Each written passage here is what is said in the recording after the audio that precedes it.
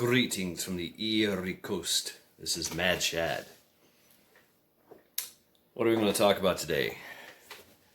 Well, something I looked up from the Poetic Edda concerning the Ragnarok. Ragnarok is like the Christians' Armageddon. It's a call to arms. It's the end of times, the end of all things. This comes from Voluspa in the Poetic Edda. I'm not going to give you the Norse reading, although I should have done that. But it reads, brothers will fight and kill each other. Sisters' children will defile kinship. It is harsh in the whoredom rife world. An axe age, a sword age, shields are riven, a wind age, a wolf age. Before the world goes headlong, no man will have mercy on another. Heimdall will blow his Galahorn only once at the end of all things, at Ragnarok. So, during Ragnarok,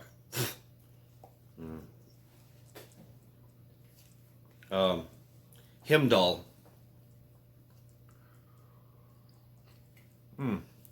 such good coffee.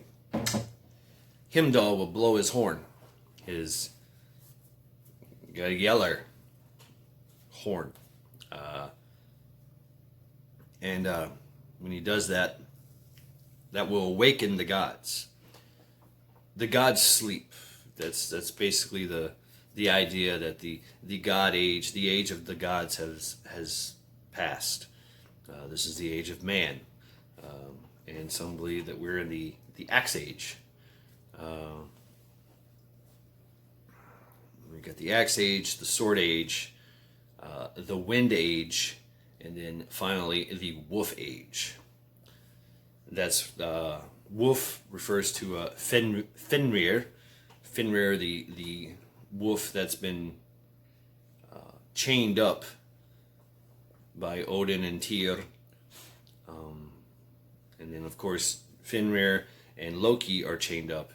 But once they break free, the armies of Muspel, or Hell, will march, and the gods will awaken, go to fight, and that's when Ragnarok begins, and everything is destroyed.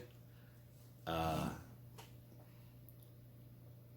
it also says that the gods will die, Odin will die, Fenrir will literally eat Odin. Thor will fight the great Midgard serpent and kill him. He will kill the serpent, but he will also succumb to the poison of the great serpent. Only a few will survive, but those that survive will build a new world. There'll be a time of healing after that, and it'll be a long, long time of healing, a long, long time of healing and peace, and we'll have a better world, what it says, until the forces of evil and cold build back their power and start it all over again. So it's this whole cyclic thing. Nothing is finished. Nothing is forever. Everything changes. So I'm seeing a lot of other philosophies in there, just mixed all up in there. It's pretty interesting. We all know the story of Armageddon and all that.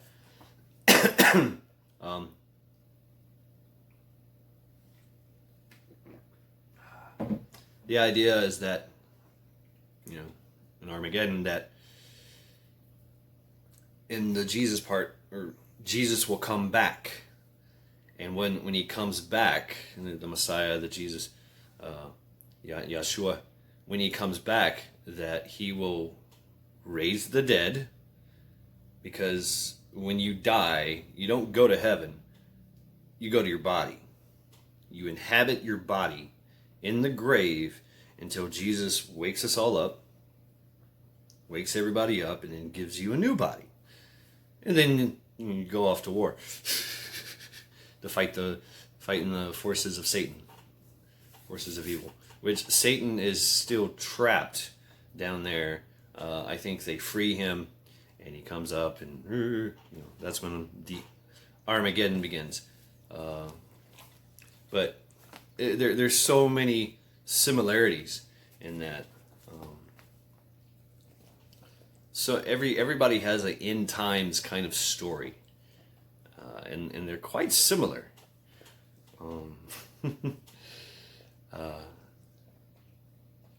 I like to focus on the Norse, the Viking, but we don't have much to go on really.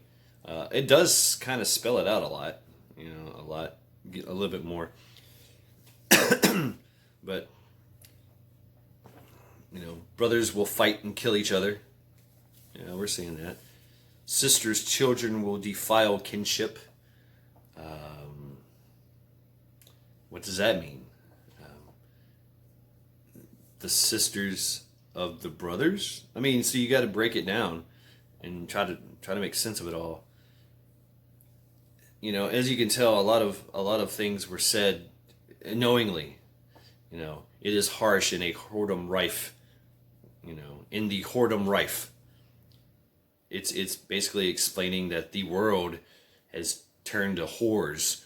Everybody's whoring around, and it's rife with whoredom. Okay, yeah, we see that. I mean, it's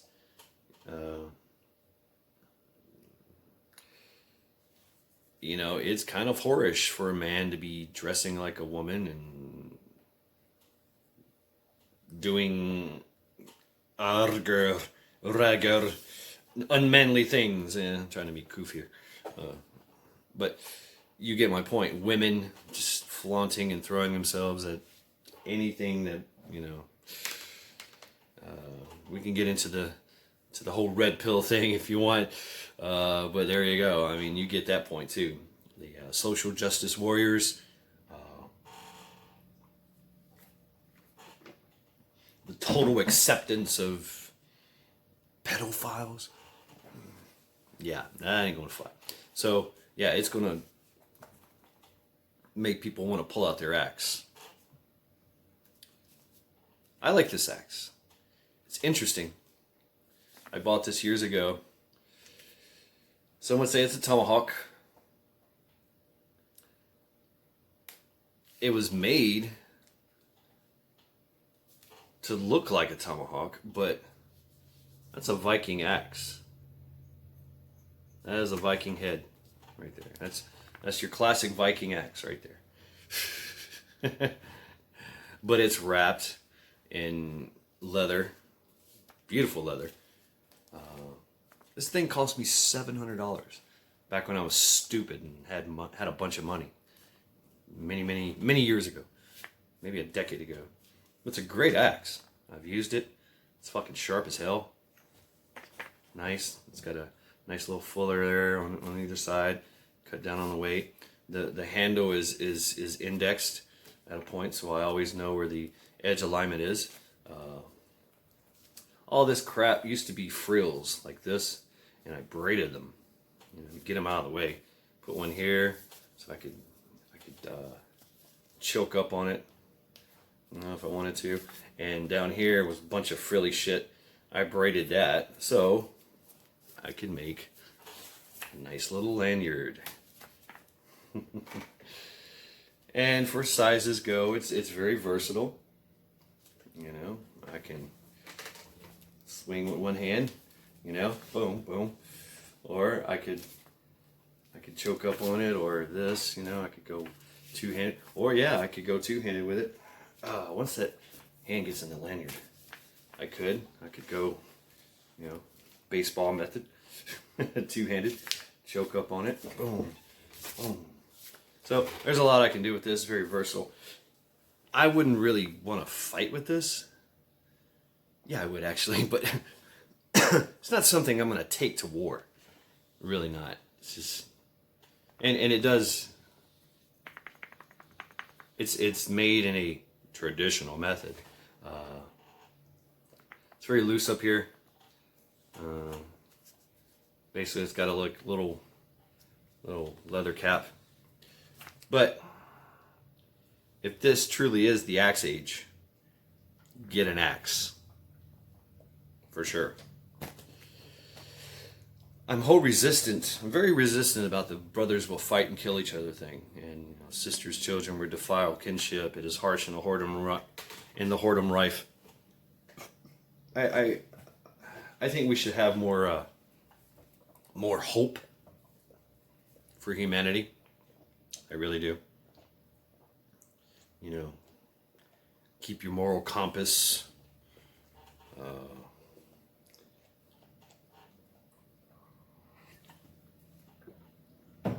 I'm thankful I did all my whoredom early on in my age.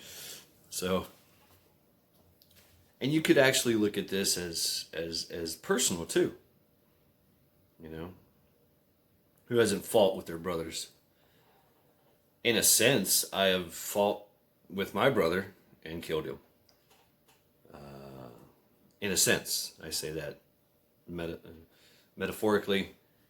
He has walked away from the family. He's just like, screw you guys, I'm out of here, and on to his own path, and just will not talk to anyone. So that's kind of personal, you know. Sisters' children will defile kinship. And I had a sister. She died from breast cancer.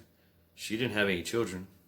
She did take care of children that were in the family, but I don't know. Sisters' children will defile kinship. I don't know what that means. Does that mean the children of the sisters will sleep with the brothers? I'm trying to read into this. It is harsh in the whoredom rife. It is, isn't it? Everybody wants to be everything, and everybody wants everything to be okay. Well, we can't have that now, can we? So there lies the conflict. An axe age. What does that mean? Axes, everybody can get an axe. Everybody can get an axe. Axes are axes. You know, it's a piece of wood and a small, sharp piece of metal. By the way, your axe should not weigh no more than like 3 pounds. You know, this thing weighs like maybe 2.5. Okay, if you don't, you got to be able to have some control with it. You know, change direction if you want, if you have to, and you're not over encumbered when you're throwing it. You know, when you're sending it out there, you don't want it to keep going. You want to be able to come back and anyway, you get my point. An axe age. Everybody's got an axe. You know, sword age. Sword ages. The swords are a little bit more expensive. They're more purposeful.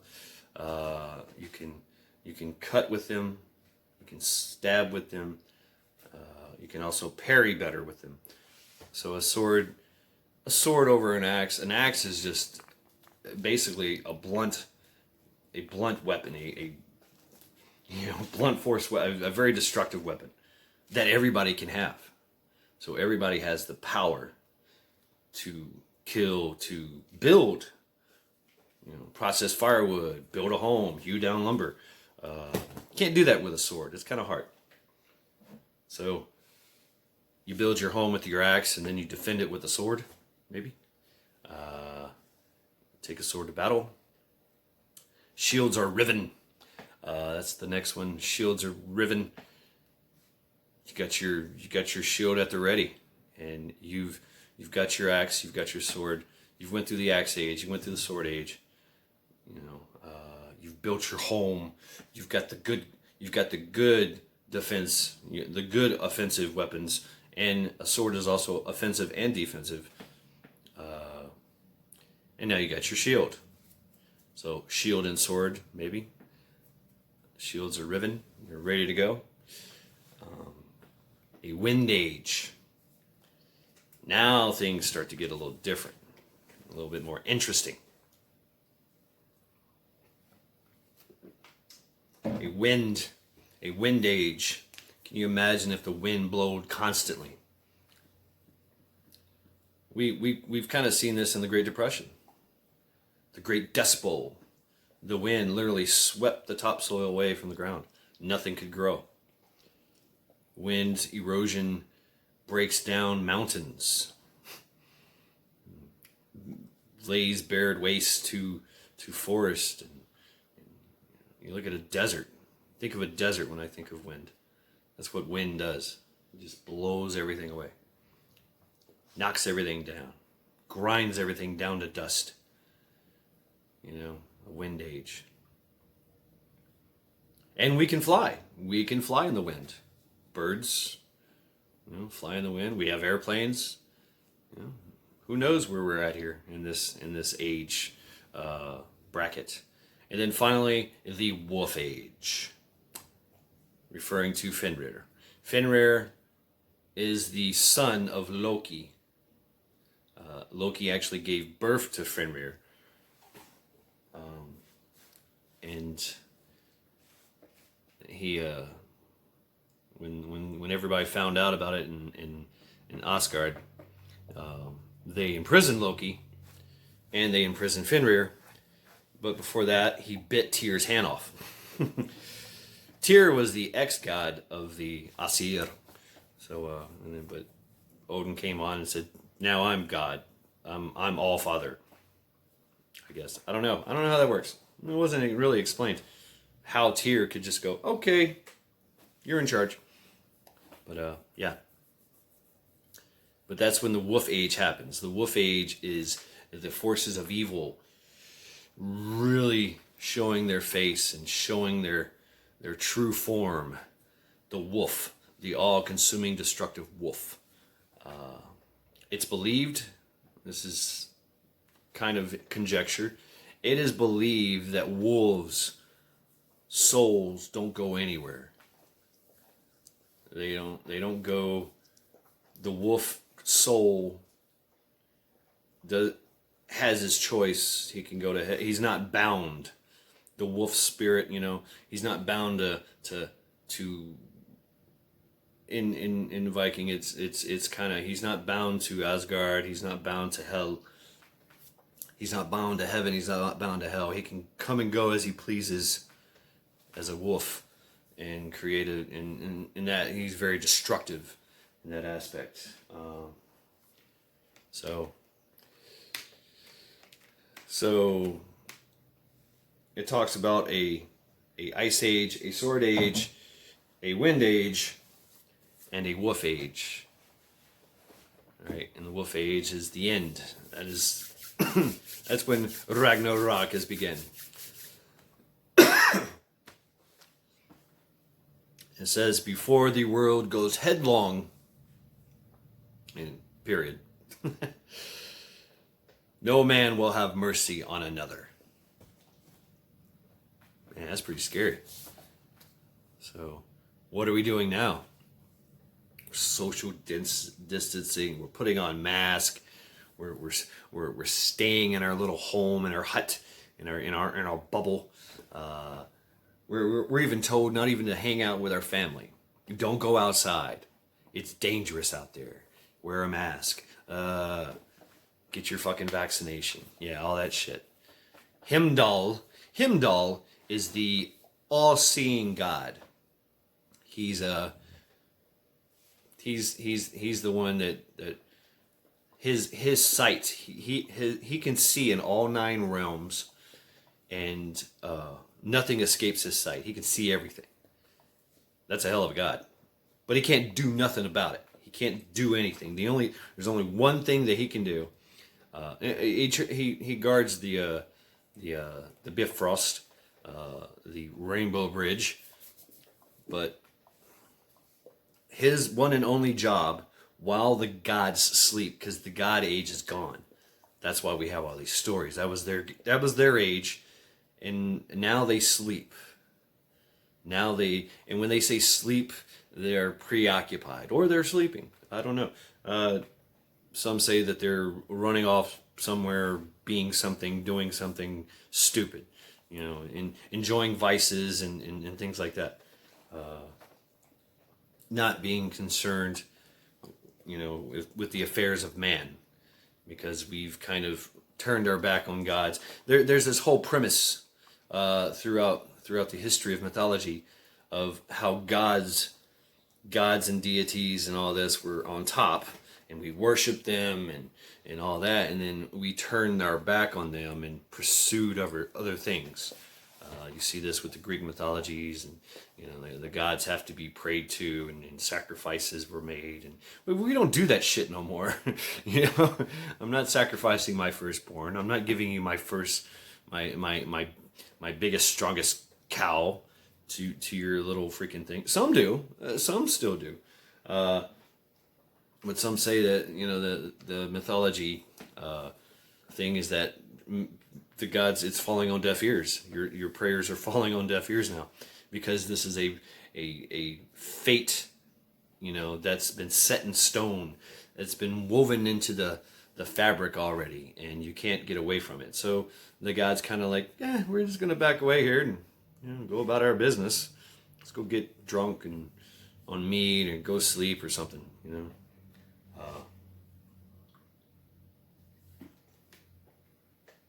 Allow man to his own devices.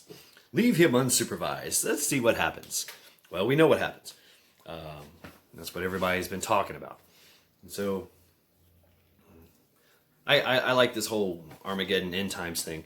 Not that I believe that that it will happen. I just think it's very interesting. And then how the whole total buy-in of it as well. But it also gets you ready, because you see what's happening, you see what can happen. It kind of gives you that idea of what can happen, not what will, because we really don't know what the fuck is going to happen, do we?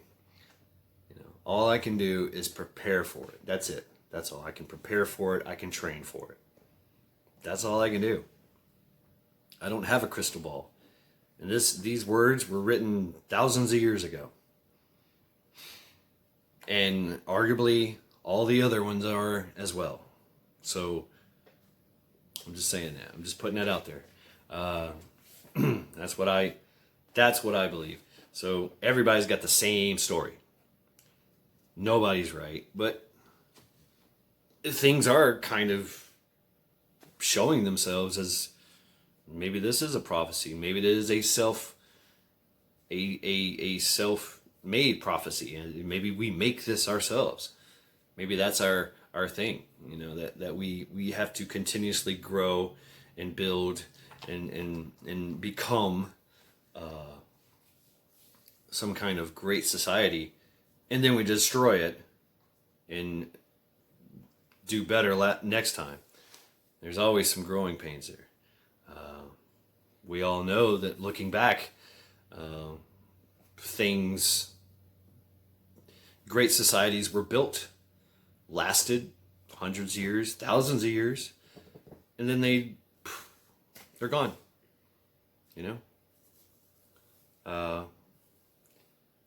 And some, we see their influence and their impressions to this day. I mean, we all know that Genghis Khan, he was the biggest empire with the longest track record, and there's more people share Genghis Khan's DNA because he liked to impregnate his women. He was definitely he had the conqueror mindset, but so did the Vikings. So. That's why you see a lot of people with blue and green eyes, red hair, blonde hair. But not all Vikings were, 7 foot tall with blue eyes and blonde hair. That's a Scandinavian. That's a Scandinavian run, a trait there, but. Within Scandinavian and all that, it was a mixture. It definitely was. So, but it did come from that. the green eyes. They say that came from Ireland. Yes, the green eyes came from Ireland, but the Vikings actually came from ancient Celts. The ancient Celts lived obviously there in that area, Britain and Europe, and all that Scandinavia was covered by ice. So as soon as the ice receded, people from the Celts moved up into that area, and then became the Norse, and then came back. So yeah. Anyway, going on in geology, Heimdall. I just ramble. Heimdall will blow the Gal Yeller. That's where we get a lot of words from Norse. Yeller. Oh yeah. Basically, this is a gale yeller, a gale yelling horn. It's very fucking loud. It's loud as a gale. It's like yelling, and it's a horn. He'll only blow it once. At the end of all things, and this will awaken the gods wherever they sleep, how deeply they sleep, and they will rise up and go fight, because the armies of Muspel is where I can never remember the word, Niflheim, Hell, and Hell's kingdom. That's where the goddess Hell lives, and she is going to she's building an army, and that army is a bunch of vile creatures and undead, or dead. It's where all the dead go that don't die in battle. So there's 3 places that you go in Norse mythology. 3, well, 4 actually.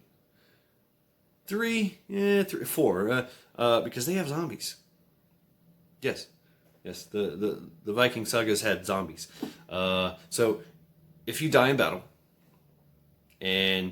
or you're sacrificed to Odin, you go to Valhalla or Valhalla. The word Valhalla was a romanticized thing in the Renaissance days. They wanted to make everything more romantic, and so they feminized that word by putting an A on it. Usually when you put an A on things, it turns it it feminizes it, and everybody likes the word Valhalla, but the actual word is Valhalla, Warriors Hall. So that's one place. Now his wife, Freya, or Frigg, we call her Freya. She's got a hall. There's 2 halls. Hall of Freya. Not talked about much, but it does say that she gets half. So Odin, he's absolutely obsessed with getting the best warriors in battle to fall. Okay? And if you're a badass warrior, he wants you. He wants you on his A team. Okay, that's how that works. that's Odin. It's very selfish. He's a selfish god, because that's his end game. The end game is he wants the badass A team to fight in Ragnarok. So yeah, don't be so good. You can think about that. Do I really want to go to battle and go to Valhalla? Well, when you go to Valhalla, all right. Anyway. The places that you go. So you go to Valhalla, where you drink mead, and you get and eat, and you fight every day. You can fight and die every day. Now talk about a training. You get to fight and die every day, and by night, at the end of the battle, you're miraculously healed, and you have your drink, and you go to the mead hall, and you drink, and you talk about what happened. Man, I cut your head off. That kind of thing. So talk about training. Wow, that's pretty cool. And then the rest go to Freya. Freya's hall. Nobody knows what goes on there. Who knows? I don't know. One can only speculate. So that's the 2 places. All right, that's kind of like the heaven. If you die of old age, sickness, or something, cowardless, whatever. If you don't die in battle, you go to hell.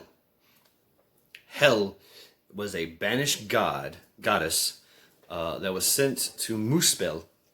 Muspel is a cold, watery kind of area. It's like a swampy, marshy, boggy kind of place. It's cold. Hell is cold. When hell freezes over, well, this one's been froze, and sometimes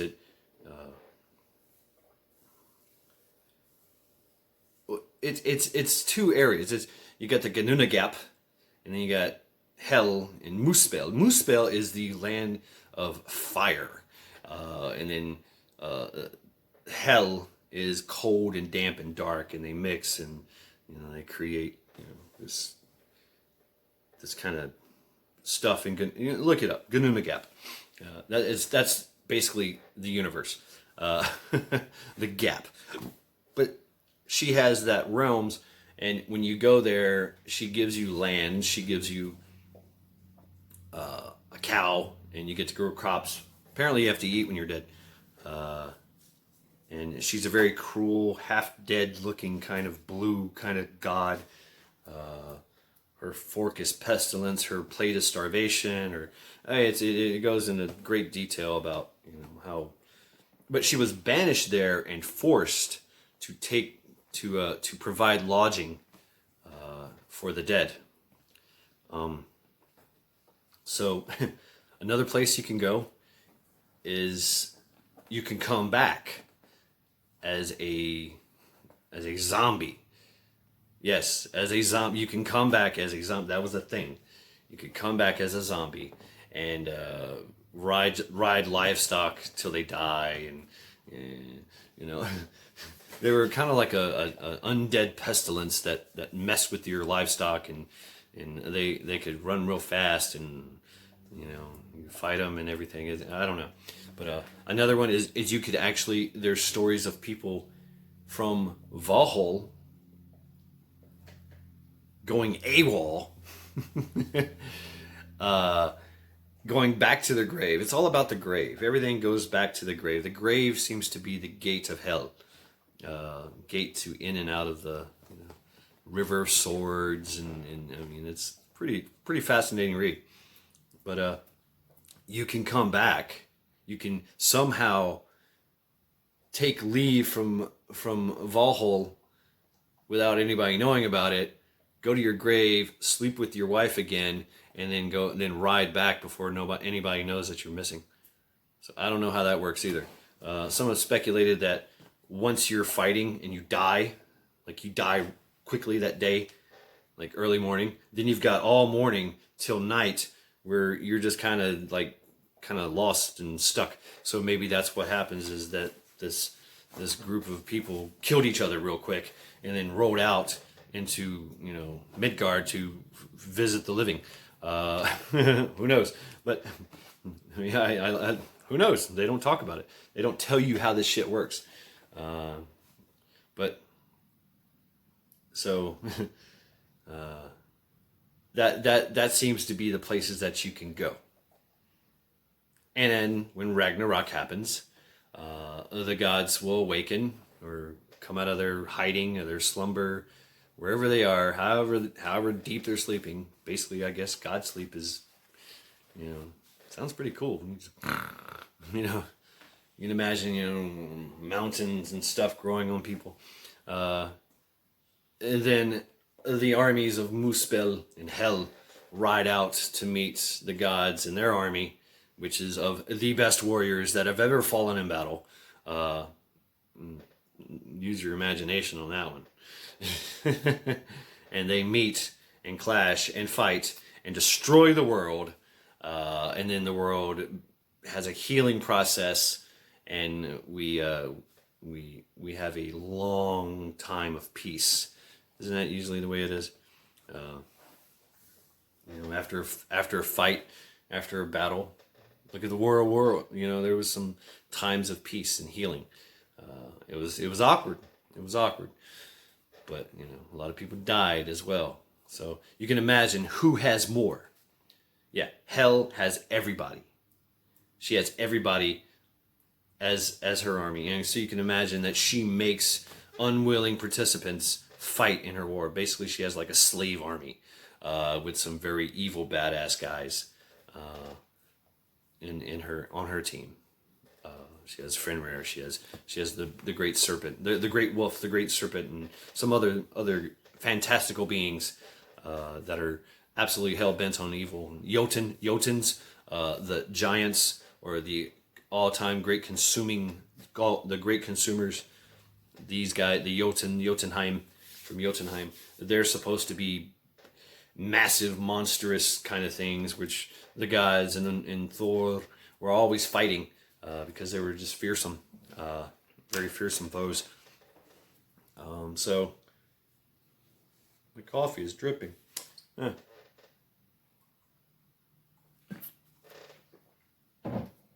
And on Odin and Freya's team is the best warriors in the history of the world that have ever fallen. So you think about that. You know, Hell has this massive army. God had, and then the Odin and Freya have the A team, the special forces. Small, maybe small little group, but the gods are in there as well, and the gods have their fantastical powers and abilities. So many games have been made on this. So you can imagine. It talks about one guy, Frey. He's a male god, and he lost his sword. And one of the things is that when Heimdall blows his gale yeller horn, that Frey will wish he had his sword. Oops. Weapons of the gods have always, But anyway, so just a study into this Voluspa, the Poetic Edda, about Ragnarok, and the similarities that everything has. A lot of things influence other things, and there is some maybe some truth to this. I don't want to say it's a self-fulfilling prophecy, but kind of it is. But what is evil? We are seeing a lot of movement, against us from within and outside our gates, outside our enclosure. Some have speculated that the 9 realms revolve around the world as a whole, and that Asgard is America. Makes sense, huh? And all the other realms are the hell, and we see that we got China, Iran, and Russia, and North Korea, and they're making moves throughout the world against us, so who knows? I mean, maybe get your axe, get your axe and your shield and your sword, and get all those things. Have them at the ready. So I just wanted to touch on this. A little update on me. I've finished my first week. And I'm enjoying a well-deserved weekend. I'm going here today to go look at some apartments. See if I can get out of this. Me and Charity can get out of this place. There's so many places around here. There's so many apartments. We go walking, me and Charity, and we just get lost. Take a left, take a right, and yesterday we went for a big old long walk, and we went down the road and took a right that we didn't take a right to, and there's like 6 or 7 apartment complexes, all with the amenities, and they're not ghetto, they're legit. You got to have credit scores and all this shit, and they let pets in, so because everybody's got a pet, everybody lives here and they work in Cleveland, so just great stuff. So just want to leave that with you. She's wanting me to go take her out for another walk because the sun It's 9 o'clock. We just went out at 7:30 this morning. Went for a little walk. Now she wants to go for a bigger walk. It's beautiful here. It's what, 60, 70 degrees right now, and today's supposed to be in the 80s with a nice little breeze going on. It's different, totally different. So, yeah. Yep. Get your skeg ox. Interesting. The word ox, comes from Norse. Yep. Skeg is what they would call it. They would call it the skeg, but this is not bearded. Bearded means it comes down. Bearded means that it's kind of made more for war. This is an all-purpose kind of axe. If you look at the head of it, it's got that. It's got that. I could hook for it. A bearded axe is good for hooking and giving more of a cutting edge, because you don't need so much, and it's lighter actually. You don't need so much with a bearded axe. You need more surface area to do damage to flesh. With this, this is more dual purpose. Good for chopping wood. It's good for all kinds of things, but it's also good for going to war. Vor, as I call it. Vor. For war, whore. Whore. Yeah. So, yeah. Who's this guy? Black Hawk was the name of the guy, and it's also another inscription, M&W Canada.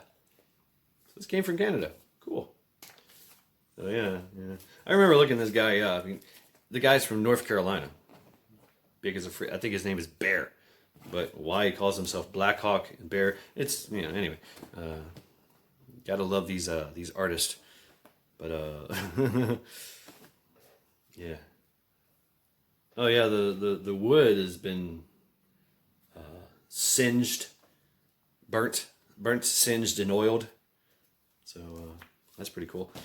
Anyway, yeah, let's leave it at that. Just me rambling on about Ragnarok. I just wanted to read a little thing and go off on that little tangent. So this is Mad Shad and Charity encouraging you all to get an axe, get a sword, get a shield. Stand by for the wind age and the wolf age. Oh yeah. I got my wolf ready. My wolf is ready. All right. Yeah. Yeah, she's ready to go. So yeah, we're gonna go out there and mess around a little bit. Oh, last night, literally walked out the door, and there was 2 big freaking deer just walking by. Like, this is a urban area we're in. There's a highway right there, a noisy ass fucking highway with a fence, and these 2 deer, just and Charity was like, rah! She went after him. We kind of chased him a little bit. But can't chase a deer, come on, that was pretty cool. So yeah, this is Mad Shad, Charity, encouraging you all to get trained, get prepared, because it is a mad, mad world out there.